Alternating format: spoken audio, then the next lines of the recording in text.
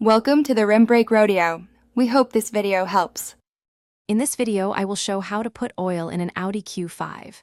First, park on level ground and set the parking brake, then warm the engine to operating temperature.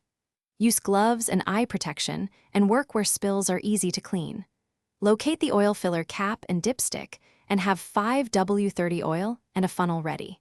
Keep rags and a drain pan nearby for any unexpected drops or leaks. After preparing the vehicle, jack and support the Q5 safely if you need extra clearance, then place the drain pan under the oil pan plug. Loosen the plug with the correct socket and allow oil to drain completely until it slows to a drip. While draining, inspect the drain plug washer and replace it if needed. Tighten the plug to the specified torque and remove the pan only if replacing the filter. With the drain plug secure and a new filter installed, add 5W30 oil slowly through the filler opening using a funnel. Add a few liters at a time, checking the dipstick after each addition until the oil level reaches the full mark. Clean any spilled oil immediately and replace the filler cap. Start the engine briefly, check for leaks, and recheck the dipstick after the engine has rested for a few minutes to confirm the correct level.